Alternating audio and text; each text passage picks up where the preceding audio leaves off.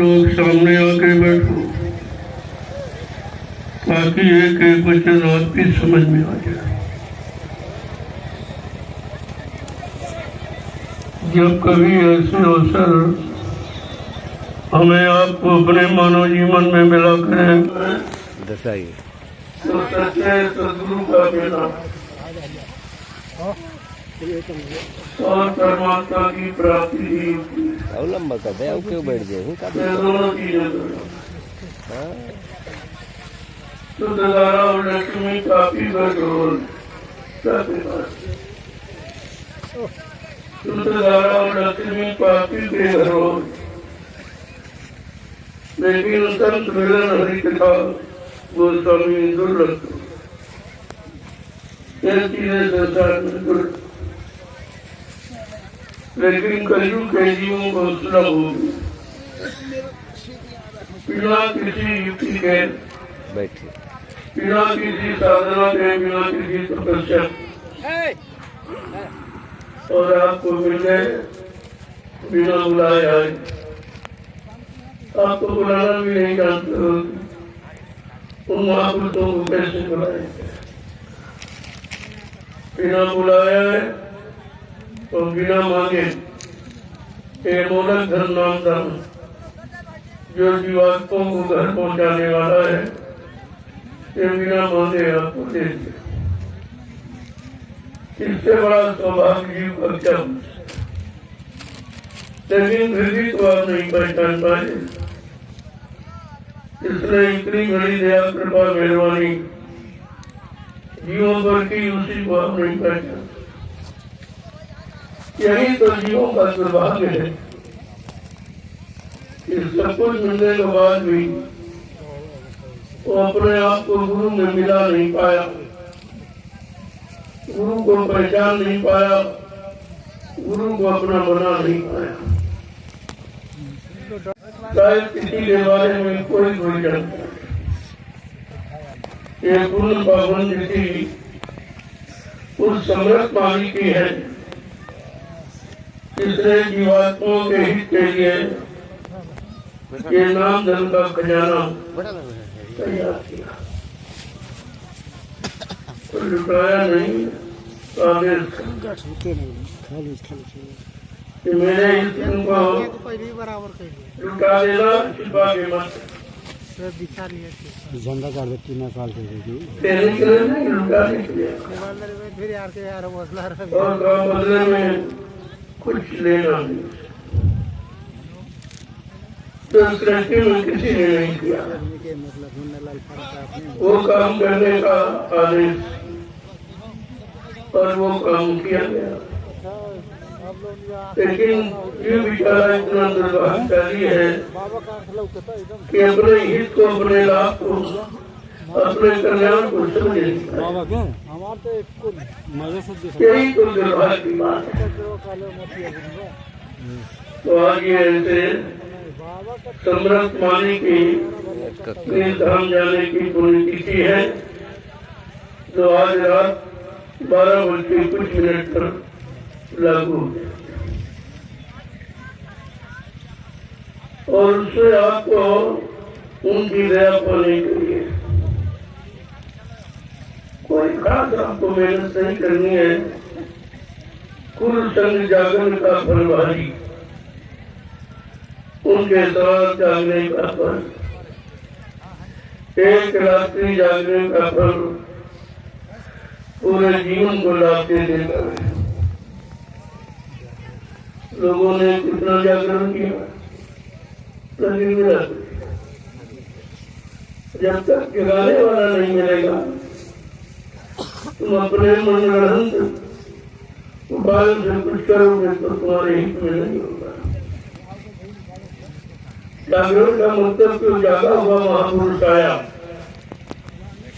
उसके जगाने पर अगर जाग गए और उसके साथ जुड़ गए तो उन जीवों का काम हो जाता है। बाकी विचार ऐसे रह जाते, उनको ये जन जागरण नहीं मालूम कि कैसे लोगों का जागरण होगा और किस दिशा में, किस पक्ष पहलू में वो जगेंगे और वो काम करें। आज जो तिथि आपके सामने है उसी को बड़े हर्षोल्लास के साथ आध्यात्मिक दृष्टि से, भौतिक दृष्टि से नहीं, आध्यात्मिक दृष्टि से उसे मनाने का सौभाग्य मिला। आज इस तिथि की में दो महापुरुषों की दया, गुरु और दादा गुरु, दो महापुरुषों की दया पाने का ये समय है। आज की रात, ये रात कितनी महत्वपूर्ण है। रातें तो रोज होती है, लेकिन इस रात का विशेष महत्व है कि जिस रात में सम्राट मालिक अपने निधान के भंडार सौंपकर कि मैं इस भंडार को बांटा, उन्होंने तो नहीं बांटा, तुम और जिस महापुरुष ने बांटा उसी को तुम भूल गए, उसी को तुम नहीं पहचान पाए। अब तो कोई इसे नहीं बांट सकता, हम सुना सकता है लेकिन बांट नहीं सकता। बांटो सुनाने में फर्क है। अगर 10 साल के बच्चे ने सुना तो भी तो सुना देगा, क्या वो सुनाने वाला बच्चा तो दे भी सकता है? इतनी छोटी बात तुम्हारे समझ में नहीं आई कि देना किसे कहते हैं, सुनाना किसे। तो कहने का मतलब है इसको आदेश दिया गया कि तुम इसे बांट देना, और उसने बांटा 10 जुलाई 1952 से 2012, 60 वर्ष खोल के बांटा, और उसके बदले आपसे कुछ नहीं मांगा। इसको कहते हैं बांटना, इसको कहते हैं लुटाना, इसको कहते हैं देना। और उसका स्वार्थी लोग इलाज क्यों नहीं लाभ उठाएंगे, लेकिन लाभ उन्होंने भी नहीं उठाया। उन्होंने कितने हजार जन्मों के लिए कर्जा लाद लिया, क्योंकि नाम का खजाना वही लुटा सकता है जिसने खजाने को कमाया हो। कमा करके ही वो लुटा सकता है। ये तो बात आपको मालूम है कि लुटाना किसे कहते हैं, किसने कमाया किसने नहीं कमाया, कौन लुटा सकता कौन लुटा नहीं सकता। अगर यह सब जानकारी आपने कर ली होती तो शायद इतना बड़ा संशय भूल भरम आपको अपने जीवन में कभी नहीं होता। और इतना बताने समझाने पर एक दिन नहीं 60 वर्ष मथुरा में आपको सुनाया। जगह जगह हिंदुस्तान में बड़े बड़े कार्यक्रम करके आपको बताया गया, समझाया गया, सिखाया गया, जगाया गया, और फिर भी आपकी समझ में कुछ नहीं आया। इतना समय घूमने पर किसी शक्ति ने नहीं किया। सतयुग त्रेता द्वापर के इतिहास को पढ़िए, जो काल शक्तियां आई थी उन्होंने तो बिल्कुल ही समझ नहीं किया। एक बार समझाया नहीं माने तो मार काट दिया। वो समझाने का काम किया, हाँ इशारा तो किया उन्होंने, लेकिन इशारे को लोग समझ नहीं पाए तो मारे गए।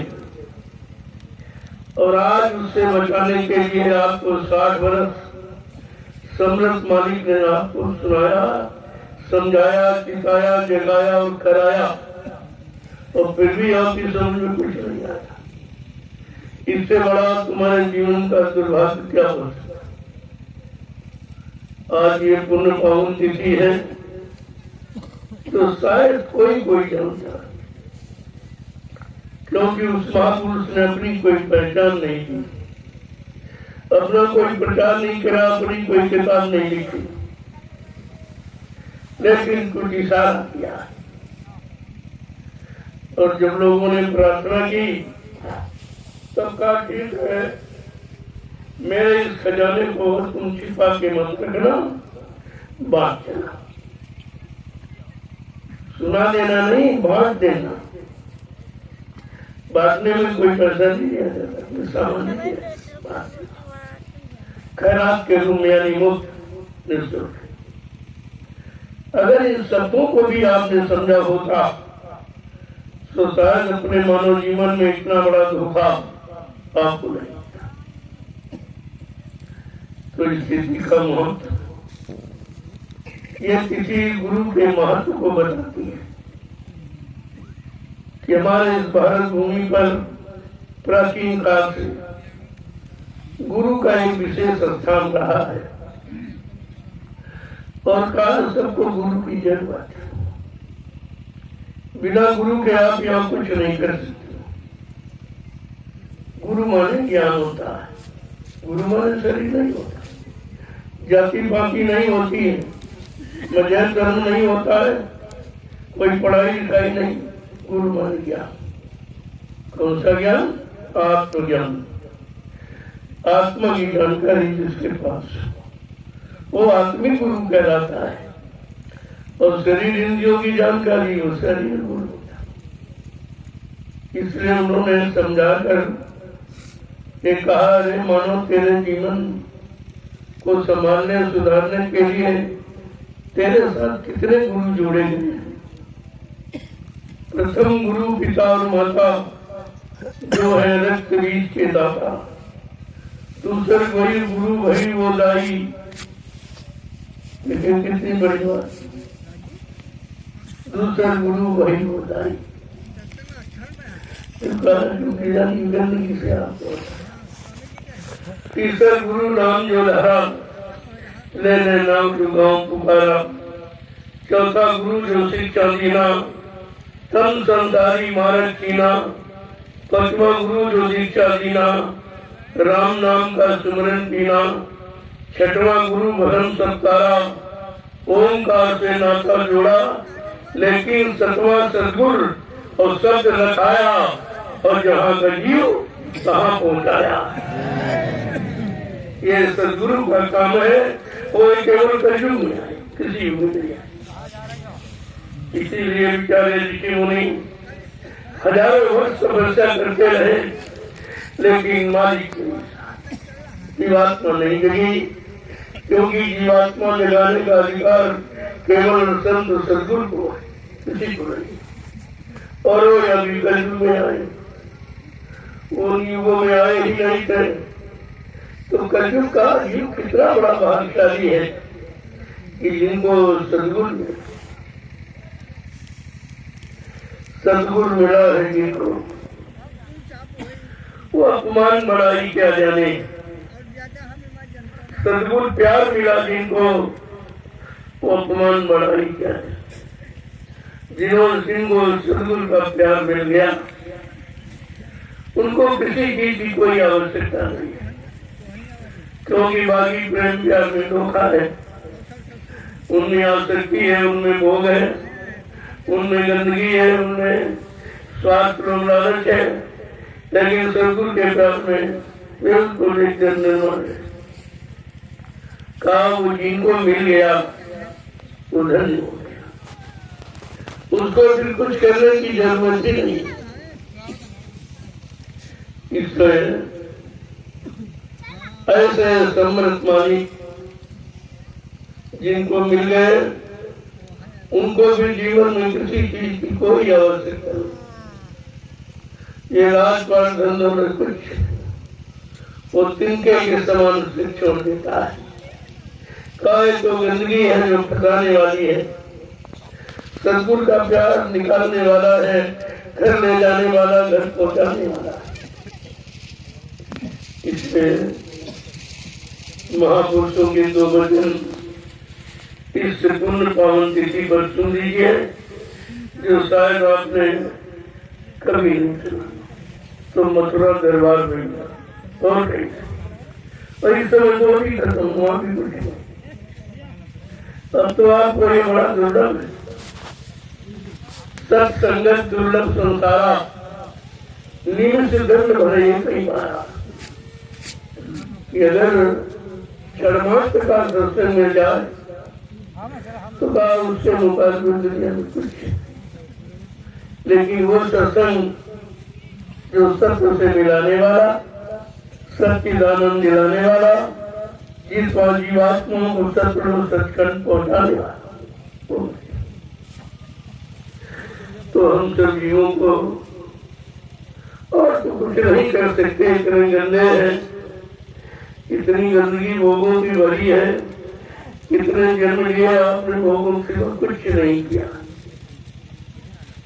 क्योंकि 4-5-84 रात ये जो जिस्म शरीर योनियां बनाई है, इनमें 83,99,999 जिस्म शरीर केवल भोग रही, उनमें योग नहीं था, भोग। फिर भी एक मानो ये पंच भौतिक शरीर जो 5 तत्वों का है, क्षिति जल पावक गगन समीरा, पंच तत्व या रचित जल पृथ्वी अग्नि वायु आकाश, 5 मसालों को मिलाकर विचित्र कारीगरी से परमात्मा ने ये जिस्म तैयार करके हमें आपको भेंट कर दिया कि जाओ मेरे इस शरीर से तुम मुझको प्राप्त कर लेना। मैं शरीर तुमको अपनी प्राप्ति के लिए दे रहा हूं कि हमको प्राप्त कर लेना, लेकिन जब जो हमसे मिले हैं, जो हमको पा चुके प्राप्त कर चुके, जब वो मिल जाएंगे तब आपको प्राप्त करा। तो मैं आपको ऐसे समृद्ध पानी से आज मेहनत विनय प्रार्थना, वो प्रार्थना कोई गाना बजाना नहीं, ये राग नहीं, विशुद्ध वैराग्य। अगर इसी बात को आप समझ लेते हैं तो मीरा ने नाच गा नहीं पाया, सेजो भाई नहीं पाया, कभी नहीं पाया, नानक पलटू रविदास ये सब नहीं पाया, लेकिन वो गाना ये जवान का नहीं होता, वो आत्मा की पुकार विनय और तरस के साथ। तो क्या कह रहे हैं? जय गुरुदेव, जय गुरुदेव, जय गुरुदेव,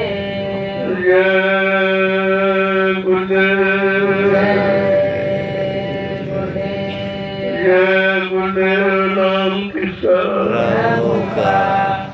जय गुरुदेव नाम किसका, जय गुरुदेव नाम किसका, प्रभु का प्यारा नाम, जय गुरुदेव।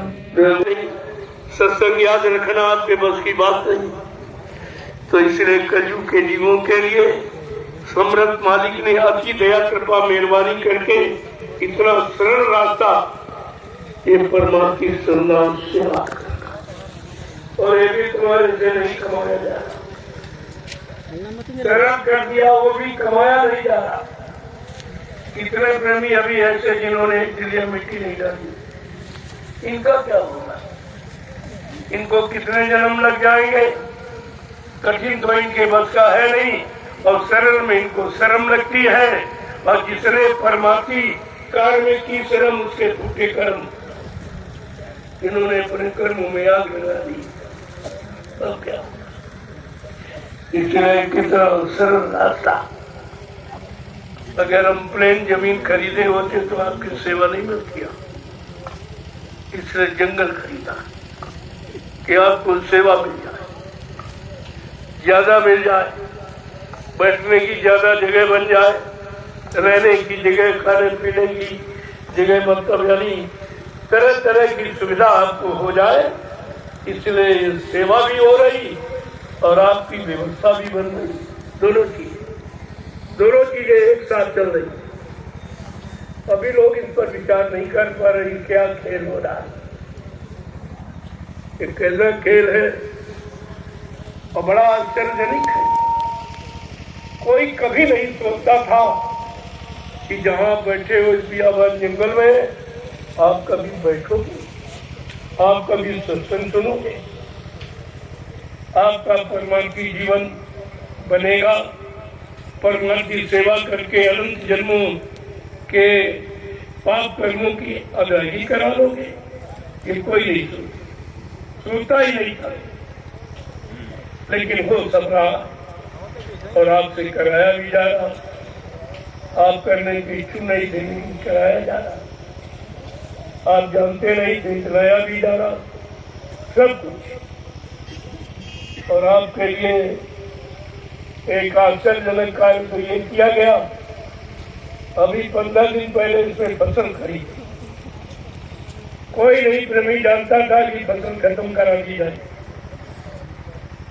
1 मिनट के अंदर ये भी लीला आपके सामने कि फसल एकदम गायब और आपको बैठने की जगह बनी। और जो फसल है वो भी तुम्हारे काम आ रही है। तुम्हारे तमाम रोगों की दवा ये गन्ना ऐसी खेता है जिसमें आप बैठे हो। कि आपके सेवा के द्वारा ली गई जमीन है और आपके शारीरिक श्रम के द्वारा ये बनाई गई है। ये जंगल था, इतना भी आबाद जंगल था कि महिला लोग आए हुए हैं, वो इसका लाभ उठाएंगे और तुम चिराग के नीचे अंधेरा ऐसे ही रह जाओगे, कुछ नहीं मिलेगा। मौका तो तुम्हें पहले दिया गया। तुम्हारी जमीन जो बेकार थी, जिसमें तुमने जीवन में कुछ नहीं कर पाया, वो जमीन मैंने मोल ली है। लोग तो धर्म के लिए दान करते चले आ रहे हैं, लेकिन मैं दान नहीं लेता, मैं भीख नहीं मांगता, मैं पैसे देकर मोल लेता हूँ और आपके काम आएगी। अरे जमीन कोई उठा के मैं थोड़ी ले जाऊंगा, जमीन तो आपकी रामशाला में ही रहेगी और रामशाला के जीवों को लाभ मिलेगा। जो जिंदा रहेंगे वो लाभ को पाएंगे। इसको कमजोर कर दिया, बिल्कुल अपंग नहीं है। क्या कह रहे हैं कि सूरत चढ़ाए गगन पर धावो, सूरत चढ़ाए गगन पर धारो, सूरती चढ़ाए गगन पर धावो, सूरती चढ़ाए गगन पर धावो, शून्य शिखर के पारा, शून्य शिखर के पारा, रूप हमारा सबसे न्याय। कही करो कि मन भोगो, इंद्रियों पर गंदा चढ़ी रस लेना बंद। जय गुरुदेव, जय जय गुरुदेव, सबके स्वामी आप गुरुदेव, जय गुरुदेव, जय जय गुरुदेव, सबके स्वामी आप गुरुदेव, जय गुरुदेव, जय जय गुरुदेव, उनकी शरण मेरे मन ले, जय गुरुदेव, जय जय गुरुदेव, इनकी शरण मेरे मन ले, जय गुरुदेव, जय जय गुरुदेव, इनके चरण कमल मन से, जय गुरुदेव, जय जय गुरुदेव, इनके चरण कमल मन से, जय गुरुदेव, जय जय गुरुदेव, दाता गुरुदेव मेरे स्वामी गुरुदेव, जय गुरुदेव,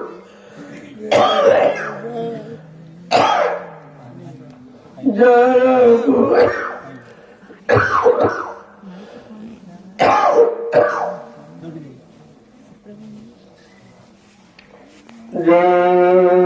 गुरुदेव। जय गुरुदेव। जय गुरुदेव। जय गुरुदेव। जय गुरुदेव। जय गुरुदेव। जय गुरुदेव। नाम किसका? प्रभु का। प्रभु का प्यारा नाम। जय गुरुदेव। और सभी प्रेमीजन मालिक की दया पाने के लिए, दया की भीख पाने के लिए अपने अपने आंतरिक भाव विचारों को मालिक के चरणों के सामने रखें। सभी को आज ये मौका मिला है कि अपनी फरियाद मालिक से करें कि हम सबको सद्बुद्धि सद्ज्ञान दे, हम एक दूसरे से प्रेम प्यार मोहब्बत में रहें, सबके सामने चिता का व्यवहार करें। ऐसी प्रार्थना करनी चाहिए। अपने स्वार्थ लोग रखी नहीं, सबके लिए, सबके कल्याण के लिए, यानी खुद तरे औरों को तारे। ये संत मतलब सहमत है जिसमें व्यक्तिगत स्वार्थ की बात नहीं होती। सबका हित हो, सबका कल्याण हो और मालिक सबका हित कल्याण करे और सबके साथ साथ कहते हैं हमारा भी कल्याण हो गया। ऐसी प्रार्थना, ऐसी वंदना, ऐसी आत्मनिर्भर हमें आपको अपनी जीवात्मा से करनी चाहिए। मन तो अपने स्वार्थ की प्रार्थना करता है, लेकिन जीवात्मा सबके लिए प्रार्थना करते हैं। आपकी बार ये अवसर मिला है, सब उसका लाभ उठाए। मैं अभी 8 घंटे घर से आया, मैं 2 बजे यहाँ से निकला था तो 10:30 बजे वापस आया। सोच लीजिए कितनी मेहनत किया हूँ। आपको संदेश जो मालिक का था उसको आपके कान से पहुंच गया। अपना कोई संदेश, अपनी कोई बात नहीं, सदमत में कोई अपनी बात नहीं कही जाती। यही तो इस मत की खासियत है। और इसके बाद आपसे मुलाकात किया, सबकी इच्छा थी आज पूर्ण पावन तिथि पर हम दर्शन दीदार करें। मेरी भी इच्छा थी सभी प्रेमियों का दर्शन करें, सबको प्रणाम करें और सबको आज की तिथि पर उनके तमाम शारीरिक बाधाओं व्याधियों से उनकी रक्षा हिफाजत का प्रसाद देते हैं। आपको मिला है गुरु संजागरण का फल भारी। आज की ये रात जागने की, सोने की नहीं और आत्मा को जगाने। जब ऐसा अभ्यास करना शुरू कर दोगे तो एक न एक दिन आप अपनी आत्मा को भी जगा लोगे। जागने का अभ्यास करना चाहिए। कैसा जागना? जो हमेशा के लिए चाहते हैं। फिर कभी सोए ना, कभी गफलत में, शंका में, संदेह में, घोर ब्रह्म की नींद में कभी न सोए। ऐसे जागने की आदत हमें आपको डालनी चाहिए। उसे कहते हैं जागना। और नहीं तो कितने युग निकल गए सोते सोते, जगना हुआ ही नहीं है। जागने के बाद किसी ने कही नहीं, सोने वाले मिले और खोने वाले मिले। आपको चुराते रहे जीवन को, आप खोते रहे। लेकिन आज मालिक की दया के घाट पर आप बैठे हो तो जागने का काम शुरू करो। इस साल में एक दिन जागने की यादगार का आपके सामने रखा जाता है कि महापुरुषों की चरण शरण में हम लोग पढ़ करके अपने को जला लें, अपने को मतलब अपनी जीवात्मा को जगा लें और जगा कर उस मालिक से मिला लें तो हमारा जागना सार्थक हो जाएगा। नहीं तो कितने युग निकल गए सोते सोते, और ये सोना कभी खत्म नहीं होता है, ये कभी नहीं खत्म होता। सोते सोते सोते सोते कितने युग निकल गए, सोना पूरा नहीं हुआ है। रोज सोते हो, फिर आ जाता है, फिर सोते हो, फिर आ जाता है, फिर सोते हो, तो कभी पूरा नहीं होता। तो अब कुछ जागरण किया बेटा, गुरु संजागन का फल भारी है।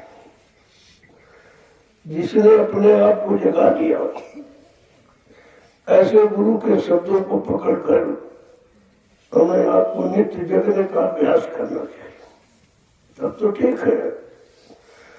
शरीर तो सोता है, थक जाता है, गिर जाता है, लेकिन आत्मा कभी सोती नहीं है।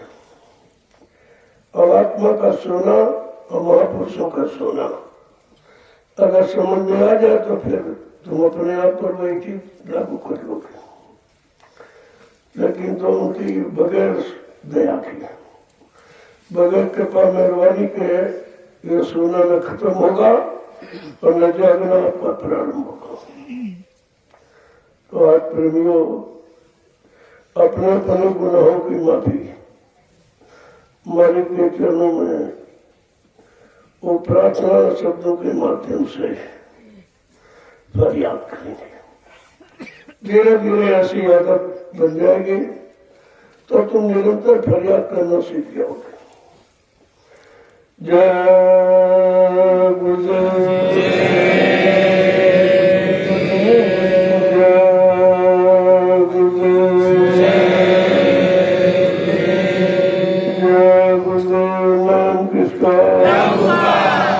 प्रभु का प्यारा नाम, सतयुग कौन लाएंगे, कलयुग को कौन भगाएंगे, जन में प्रेम कौन लाएंगे, मानव मानव में प्रीत कौन सिखाएंगे।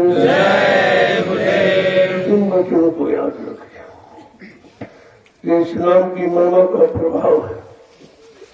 ऐसा समय इस्लाम के द्वारा आएगा तब जीवों को सच्ची सुख शांति मिलेगी। लेकिन कम से कम अच्छे काम की शुरुआत तो हम करें, कुछ सीखने का, कुछ करने का, अपने जीवन में उतारने का कुछ तो प्रयास करें, तभी यह संभव है। और आप प्रारंभ करें अपने अपने भाव विचारों को, मतलब यानी शब्दों के माध्यम से। यही एक रास्ता है, ये तरीका है। धीरे धीरे धीरे ये तरीका अगर आंतरिक दिनों में बदल जाएगा तो इसका लाभ आपको मिलने लगेगा। लेकिन जो करोगे नहीं तो क्या होगा? कहा जैसे बच्चा टेढ़ा मेढ़ा लिखता है तो उसका लिखने लगता है अच्छा नहीं, अगर टेढ़ा मेढ़ा ना लिखे तो कभी अच्छा नहीं लगता। ऐसे मन की आदत टेढ़ी मेढ़ी है। धीरे धीरे संतों की शरण में जाकर उनके सत्संग वचनों को सुनकर उनके द्वारा जगाए नाम की कमाई कर गए, ये टेढ़ा मन भी सीधा हो जाता है, एवं साधु प्रवृत्ति का हो जाता है। इसके अंदर त्याग और संयम सब आने लगता है। लेकिन जब शुरू करोगे तो कहते रहो तो कभी नहीं आएगा। कहीं न कहीं से तो शुरुआत करनी ही पड़ेगी। अब सभी लोग अपने अपने भाव विचारों को मालिक के चरणों में अर्पित करें और अपने गुनाहों की माफी मांगे।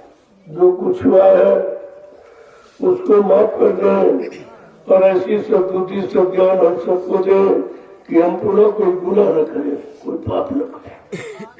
तब तो आपकी प्रार्थना स्वीकार हो जाएगी।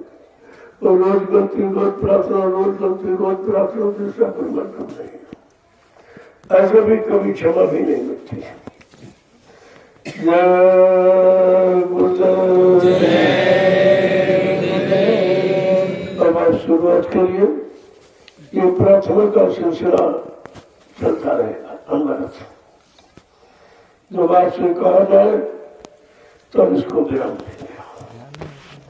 आज की रात तो जगने की, बाकी तो रातें आपके सोने में निकल गई। यही एक रात आपके जीवन की जगने की, और इसमें भी आप सो गए खो गए तो फिर कुछ नहीं मिलेगा। जय गुरुदेव।